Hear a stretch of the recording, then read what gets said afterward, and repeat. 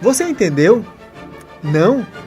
Então você não sabe a língua brasileira de sinais, forma de comunicação da comunidade surda. Comunicar-se é um processo básico para qualquer tipo de interação humana. Então, criou-se mecanismo para a melhoria desta. A língua torna-se mediadora das percepções entre o homem e o mundo. Com sua estrutura, podemos externar multiformas de pensar.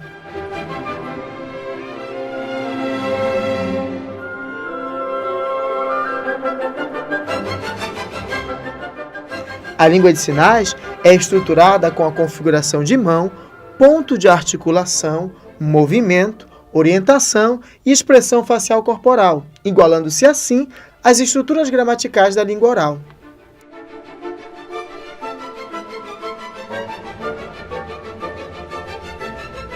O surdo, por falta da audição, desenvolve aguçadamente a experiência visual, sendo seus movimentos gestuais e expressão faciais mais dramatizados e o seu corpo uma forte forma de se expressar.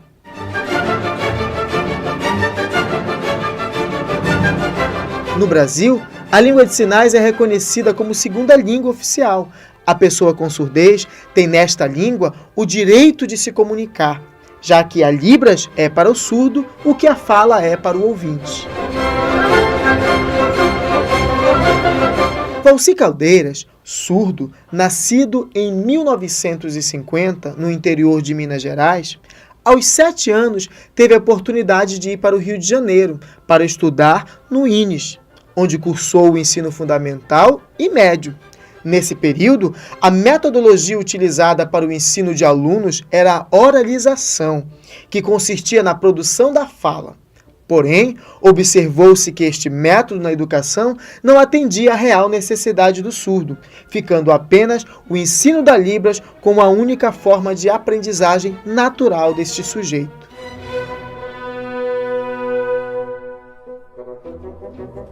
E nos mudamos para o município de Vila Velha, interior do Espírito Santo, juntamente com meus irmãos. As pessoas perguntavam para minha mãe, como seu filho, sendo surdo, iria aprender? Que se não estudasse ia ser um coitado e até ficar doido. Mas informaram a minha mãe que no Rio de Janeiro tinha uma escola que aceitava os surdos e nisso eu já estava com 6 anos de idade. E conseguimos, através do governo, ser encaminhados a uma junta de educação para fazer a seleção de quem seriam as pessoas responsáveis. Após muito tempo esperando o contato e os trâmites burocráticos, nós recebemos ajuda de custeio da passagem. E eu fui ao Rio de Janeiro. Não conhecia, nem sabia o que era esse Instituto Nacional de Educação de Surdo, INES. Vi muitos alunos surdos, comecei a estudar, comecei a aprender, a me desenvolver cognitivamente. Retornei à Vitória e minha mãe percebeu que eu já tinha conseguido um desenvolvimento bem maior. Percebeu que eu tinha tido uma aquisição de conhecimento satisfatório e ela permitiu que eu voltasse a estudar.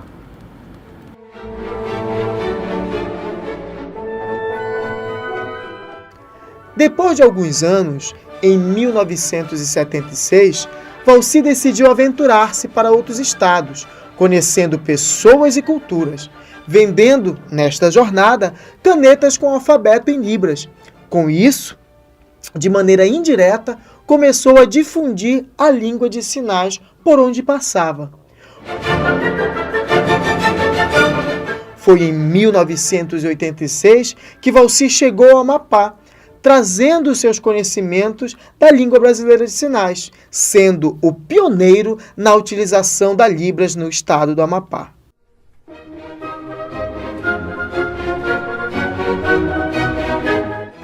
Encontrei um surdo fazendo a venda de canetas no Rio de Janeiro. Ele me disse, esse teu trabalho é muito ruim. Eu trabalho vendendo, viajo, conheço vários estados, conheço os surdos, ganho bastante dinheiro.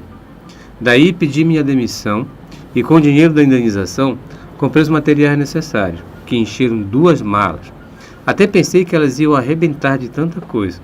No dia seguinte me despedi da minha mãe e disse que ia viajar. Em 1986 cheguei a Macapá, vindo de Belém do Pará.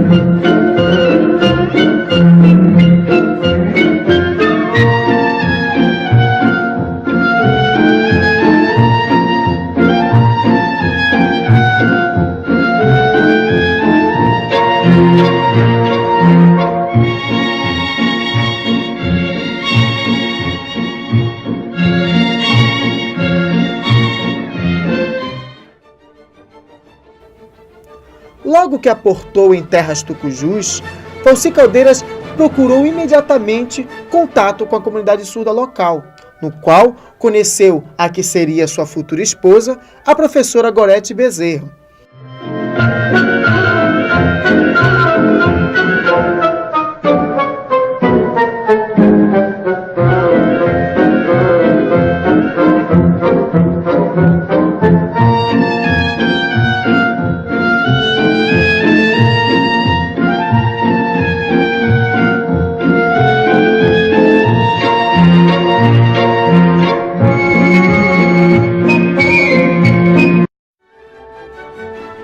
Ela, que pela falta de escolas preparadas para o ensino de surdos no Amapá, aos 7 anos teve que deslocar-se para a cidade de Belém, para estudar no Instituto Felipe Smaldoni, onde então teve seu primeiro contato com a educação dos surdos.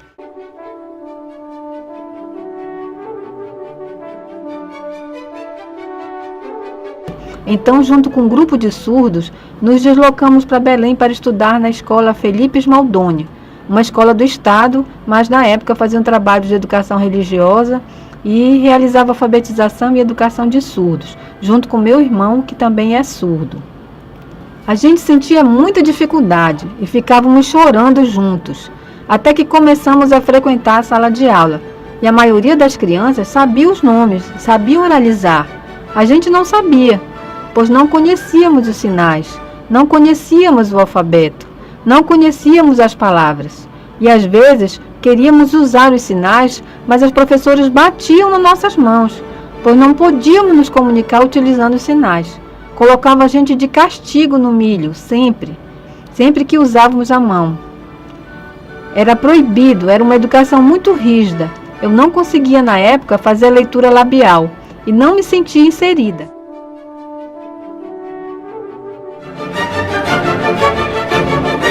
Teve a oportunidade de ir para outro estado e ter a educação especial, se expressavam com gestos, mímicas, diferenciados de acordo com cada família ou grupo social. Maria José também passou pelas mesmas dificuldades de aprendizado. Com muito esforço, conseguiu estudar no Amapá. Encontrou em escolas públicas como Anchieta e Lauro Chaves professores que tinham o conhecimento básico e outros que se adequaram para o ensino, utilizando métodos como leitura labiais, mímicas ou libras, ainda que de forma muito sutil. Aqui em Macapá não tinha escola especializada para atendimento de surdos, então eu fui estudar em Belém, na escola Felipe Smaldoni, com 6 anos de idade, 74. Eu estudei lá junto com um grupo de surdos e na época se utilizava o método oralismo e a gente não sabia nada sobre a língua de sinais, o que era oralizar, o que é isso. E com muita dificuldade a gente foi aprendendo um pouquinho. As professoras freiras mandavam e as madres ensinavam a oralizar. A gente não podia brincar, a gente não podia fazer uso da língua de sinais. Era imposto que a gente colocasse as mãos para trás para que a gente só oralizasse.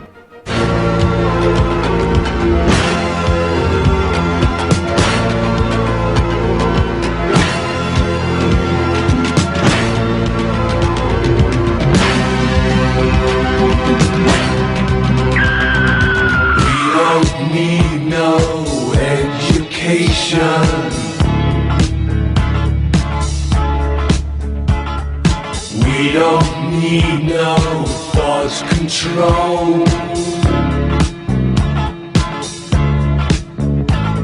No dark sarcasm. Gabriel Leles é outro surdo que teve a experiência de aprendizado em escola pública no estado, mas somente no ensino médio teve intérprete de Libras. Com muito esforço e dedicação, foi o primeiro surdo a passar no concurso da Universidade Federal do Amapá. Hoje é professor efetivo da Libras do Colegiado de Letras.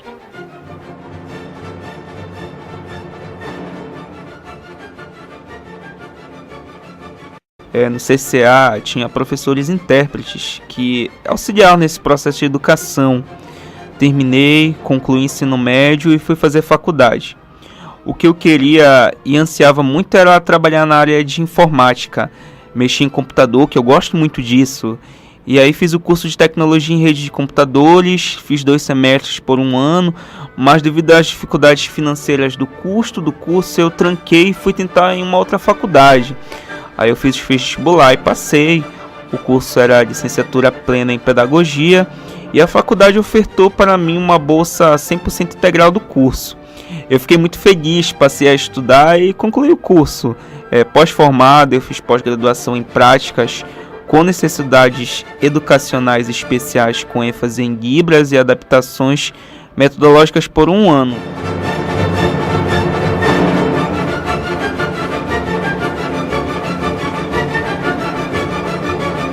Quando saiu o edital da Unifap, eu não tive informação alguma por conta da dificuldade dos surdos terem acesso aos meios de comunicação.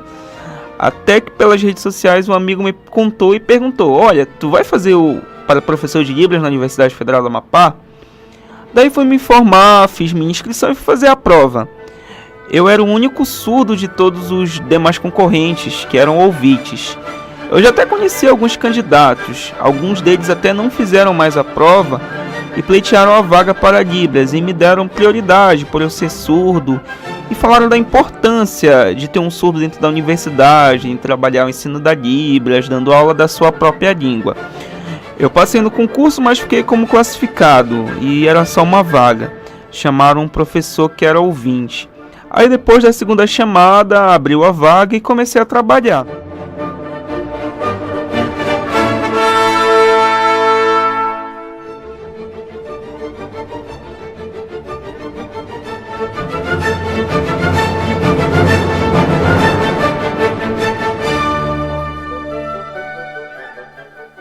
Muito tem se avançado na educação de surdos, porém, a maioria das escolas públicas não possui a estrutura adequada para atender a demanda e a realidade acaba hoje por se assemelhar à mesma de anos atrás.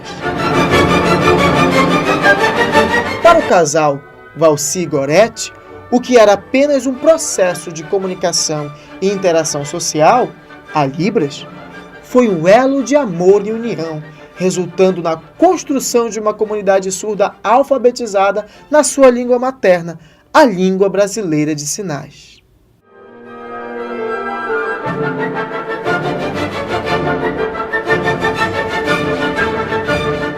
Eu, com 25 anos, eu estava toda doida, mal vestida, magrinha. E aí o Rogério me apresentou um amigo dele que ele tinha conhecido. Veio de São Paulo, tinha morado em Minas. E eu fiquei meio desconfiada, mas ao mesmo tempo apaixonada. Então a gente começou a se relacionar. Não foi rápido o namoro, a comunicação era difícil. Eu tentava oralizar, tentava fazer leitura labial.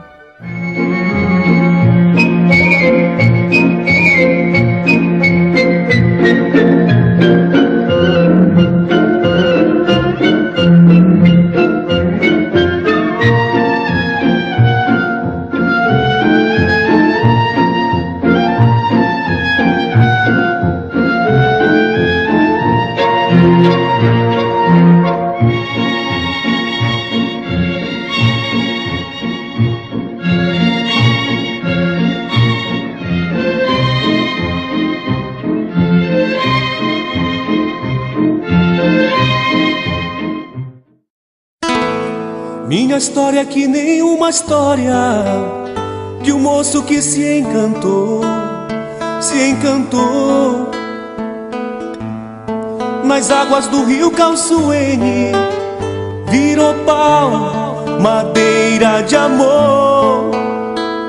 E eu fui parar no outro rio, atrás do meu grande amor, nas águas do Araguari.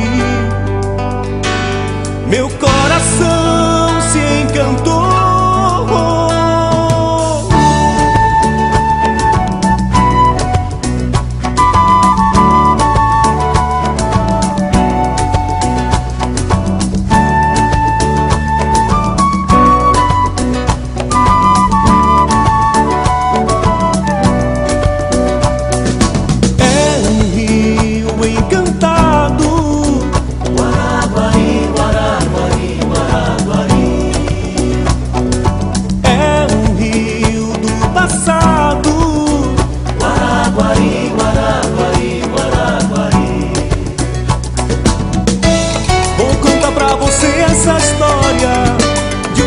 que se